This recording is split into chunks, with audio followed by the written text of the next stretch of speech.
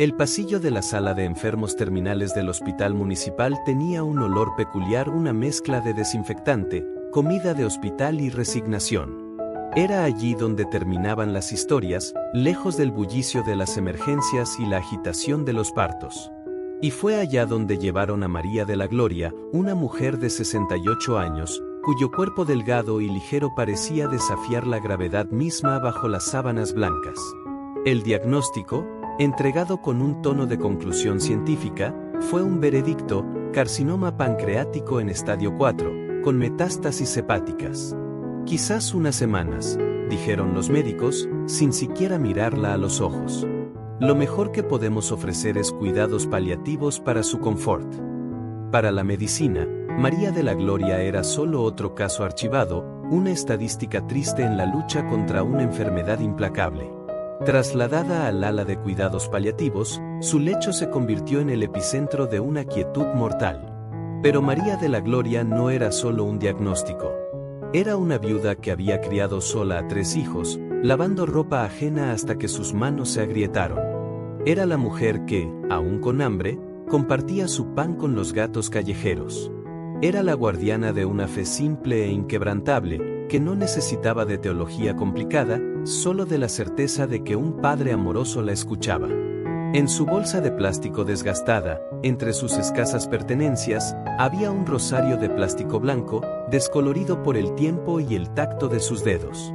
Los primeros días fueron de silencio y dolor controlado por morfina. Las visitas eran raras, los hijos, ahora adultos, vivían en otras ciudades, atados al trabajo y a sus propias dificultades. La soledad en aquella habitación era casi tan palpable como la enfermedad. Las enfermeras, sobrecargadas y endurecidas por el ciclo constante de pérdida, pasaban por su cama para chequear los signos vitales y cambiar los sueros con una eficiencia casi mecánica. Para ellas, ella era la señora de la habitación 304, un nombre más en la larga lista de aquellos que partían bajo su cuidado. Todo cambió en la madrugada del 10º día. La enfermera de turno, Juliana, una mujer joven aún no totalmente cicatrizada por la frialdad del oficio, hacía su ronda. Al entrar en la habitación 304, se detuvo en el umbral, confundida. La habitación estaba sumida en una penumbra, solo con la tenue luz del pasillo entrando por la puerta abierta. Y allí, sentada en la cama, completamente erguida, sin apoyo, estaba María de la Gloria. No la mujer postrada y sedada de las últimas semanas, sino alguien con los ojos abiertos y fijos en la ventana oscura, como si viera algo más allá del patio de servicio y las paredes del edificio vecino. En sus manos, el rosario blanco se movía lentamente, las cuentas deslizándose entre sus dedos huesudos. «¿Señora María? ¿Está todo bien? ¿Necesita algo para el dolor?», preguntó Juliana, acercándose con cautela. María de la Gloria volvió el rostro lentamente. Sus ojos, antes empañados por la medicación, parecían límpidos y profundos. Una sonrisa suave, que no era de alegría, sino de una paz profunda, tocó sus labios resecos. «El dolor se ha ido, hija mía. Él vino a visitarme». Juliana miró a su alrededor, pensando en un médico o un familiar nocturno. «¿Quién, doña María?» «El ángel de la curación. Está aquí, sentado en esa silla».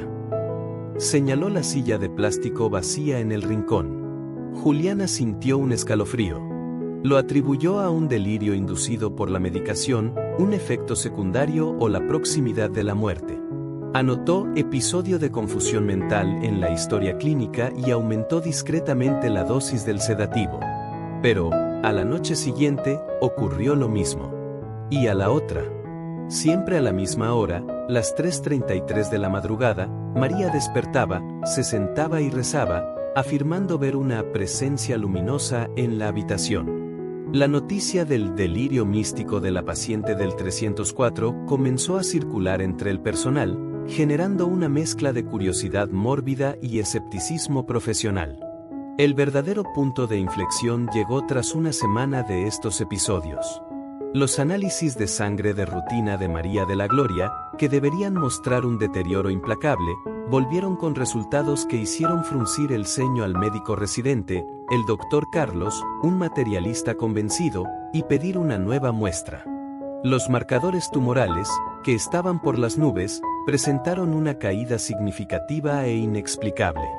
La bilirrubina, indicadora del compromiso hepático, también había disminuido.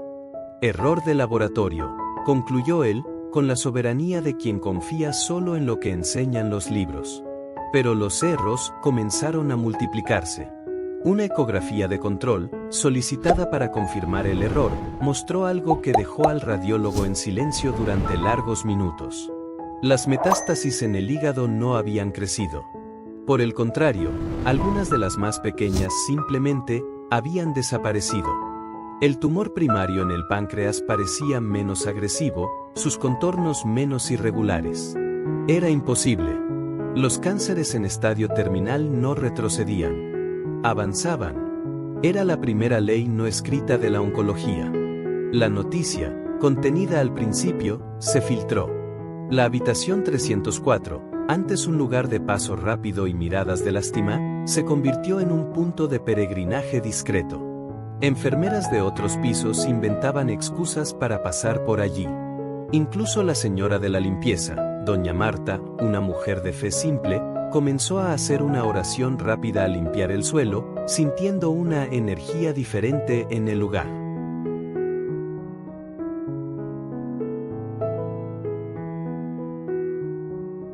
Mientras tanto, María de la Gloria mejoraba. Físicamente. Comenzó a comer. El color volvió a su rostro. El dolor, que antes exigía dosis caballerescas de morfina, se convirtió en una sensación soportable, luego inexistente. Pedía sentarse en el sillón, luego dar pequeños paseos por el pasillo, apoyada en el brazo de Juliana, que de escéptica se había convertido en su confidente más atenta. Y siempre, religiosamente, a las 3:33 de la madrugada, despertaba, se sentaba y rezaba. Juliana comenzó a notar un patrón. La mañana siguiente a esas vigilias, los signos vitales de María estaban invariablemente mejores. El milagro, sin embargo, no se limitó a ella. Cosas extrañas comenzaron a suceder a su alrededor, dentro del hospital. En la habitación de al lado, un señor con una infección generalizada considerada intratable, de repente vio bajar su fiebre y normalizarse sus análisis de la noche a la mañana. Una enfermera, Mariana, que sufría hacía años de una migraña debilitante que ningún medicamento controlaba, entró en la habitación 304 para llevar un vaso de agua y, según ella, sintió un calor recorrer su cuerpo, su migraña desapareció y nunca volvió. Historias de pequeñas curaciones y alivios inexplicables asociados a la presencia de María, o incluso al simple acto de rezar por ella, comenzaron a surgir, creando un aura de reverencia y misterio en torno a aquella mujer simple. La dirección del hospital, presionada por el rumor y el caso clínico inexplicable, formó un comité. Médicos veteranos, escépticos y desconcertados, revisaron todos los exámenes, cuestionaron a los técnicos, buscaron errores metodológicos. No encontraron ninguno. La evidencia era clara, una regresión tumoral espectacular y científicamente inexplicable. La única variable era la paciente y su rutina de oraciones nocturnas. Para la ciencia, era un enigma insoluble. Para el personal que presenciaba la transformación, era algo más. El clímax sucedió durante una nueva tomografía computarizada de cuerpo entero. María estaba acostada en el equipo, y Juliana, por un impulso que no pudo explicar, observaba desde la ventana de la sala de control. En el momento exacto en que el equipo comenzó a rotar, a las 15:33, Juliana notó la hora con un sobresalto, juró haber visto, por una fracción de segundo, una luz dorada y suave envolver el cuerpo de María en la máquina, como un manto. La imagen resultante fue la más clara de todas. El tumor pancreático se había reducido en más del 60%. Las metástasis hepáticas restantes eran vestigiales. María de la Gloria recibió el alta del hospital no para un hospicio o para morir en casa, sino para vivir. Los médicos, incapaces de firmar una cura, escribieron en el informe, remisión tumoral espontánea e incompleta de etiología indeterminada. Se recomienda seguimiento. Era la forma científica de decir no sabemos qué pasó, pero pasó. Ella volvió a su pequeño apartamento, rodeada ahora no por la indiferencia, sino por el amor redoblado de sus hijos, que vieron en la recuperación de su madre una llamada a reconectarse. El hospital nunca volvió a ser el mismo.